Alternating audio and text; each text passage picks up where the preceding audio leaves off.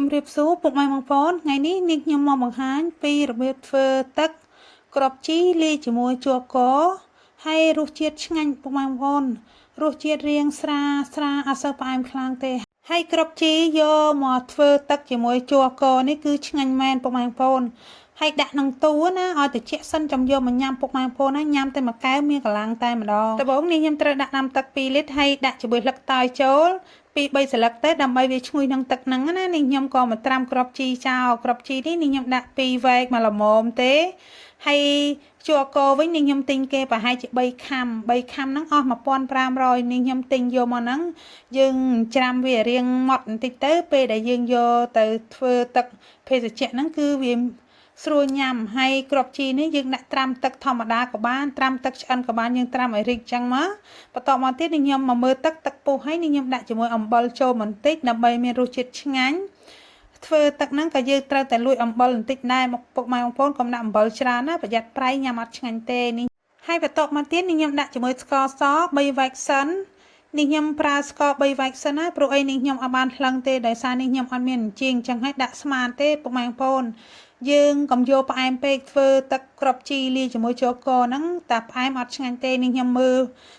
ភ្លក់មើលរៀងស្ទើក៏ថែមស្ករបន្តិចណាថែមបន្តិចឲ្យភ្លក់មើលម្ដងទៀតរសជាតិមកល្មមឆ្ងាញ់ហើយស្លឹកតើយយើងរងាស់ជាមួយស្ករហ្នឹងទុកចោលប្រហែលជា 4-5 នាទីឲ្យវាចេញក្លិនឈ្ងុយសិនទៅចាំយើងយកជ័រកហ្នឹងមកចាក់ចូលតែម្ដងពេលដែលនេះខ្ញុំចាក់ជ័រកចូលហើយនេះខ្ញុំទុកវាឲ្យពុះបន្តិចសិនបានបន្តមកទៀតនេះខ្ញុំចាប់ផ្ដើមយកគ្រាប់ជីមកដាក់ម្ដងទៀតគ្រាប់ជីនេះខ្ញុំដាក់ក្រោយគេណាយើងរងាស់ជ័រកហ្នឹងប្រហែលជាមួយពុះទៅបានហើយកុំរងាស់យូរពេក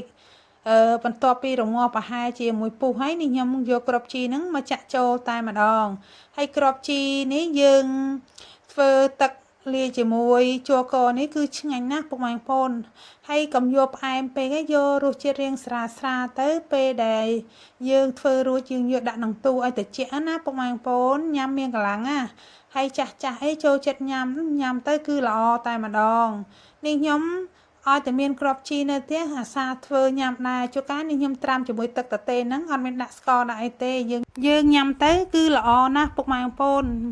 មានកម្លាំងណាមិនបាច់ដាក់ស្ករក៏ញ៉ាំទៅមានកម្លាំងដែរដោយសារគ្រាប់ជីហ្នឹងវាមានសារធាតុល្អ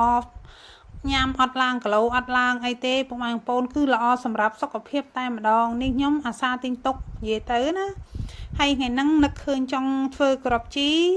ធ្វើទឹកគ្រាប់ជីសំទោសពុកម៉ែបងប្អូនចង់ធ្វើទឹកគ្រាប់ជីហ្នឹងដាក់ជាមួយជ័រកមានអីរសជាតិឆ្ងាញ់ប្លែកមាត់តែម្ដងនេះខ្ញុំមិនដែលធ្វើញ៉ាំទេលើកទី1នេះទៅនឹងនឹកឃើញចង់ធ្វើអញ្ចឹងណា